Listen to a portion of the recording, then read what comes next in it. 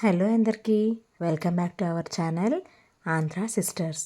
Recipes అన్నీ చూస్తున్నారా, follow అవుతున్నారా, ఇంట్లో ట్రై చేస్తున్నారా, నచ్చుతున్నాయా, మీకు ఎలా కుదిరాయో కమెంట్ చేయడం మర్చిపోకండి.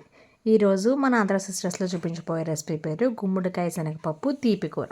దీనికి కావాల్సిన పదార్థాలు: గుమ్మడికాయ ముక్కలు, శనగపప్పు, ఆవాలు, జీలకర్ర, మినప్పప్పు, ఎండుమిరపకాయలు, బెల్లం, నూనె, ఉప్పు, వరిపిండి. తయారు చేసుకునే విధానం: ముందుగా ఒక బాండీలోకి 2 టేబుల్ స్పూన్ల శనగపప్పు, 2 టేబుల్ స్పూన్ల మినప్పప్పు, కొంచెం జీలకర్ర, చిటికెడు ఆవాలు, 4-5 ఎండుమిరపకాయ ముక్కలు తీసుకుని పక్కన పెట్టుకోవాలి. ఈలోగా మరొక స్టవ్ మీద కుక్కర్ పెట్టుకుని దాంట్లో నూనె వేసి తయారు చేసుకున్న పోపులన్నింటినీ దాంట్లో వేసుకుని ఎర్రగా వేపుకోవాలి. అలా ఎర్రగా వేగిన పోపుల్లో ముక్కలుగా కోసి పెట్టుకున్న గుమ్మడికాయ ముక్కల్ని, ఒక పావు కప్పు దాకా శనగపప్పుని, ఒక గ్లాసు నీళ్ళని పోసి కుక్కర్ మూత పెట్టి 2 విజిల్స్ రానివ్వాలి.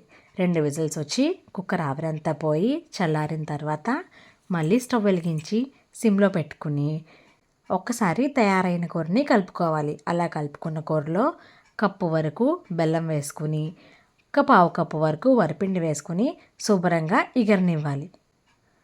ఇలా ఎగిరిన కూర తయారైపోయింది. గుమ్మడికాయ శనగపప్పు తీపి కూర తయారైంది. ఈ కూరని ఉత్తిగా తినొచ్చు, నచ్చేవాళ్ళు అన్నంలో కలుపుకొని తినొచ్చు, లేదంటే టిఫిన్స్లో కూడా వేసుకుని తినొచ్చు. ఎంతో టేస్టీగా ఉండే ఈ కూరని ట్రై చేయడం మర్చిపోకండి. Thank you for watching our Andhra sisters channel. Thank you for watching our video. Like, share, subscribe to Andhra sisters.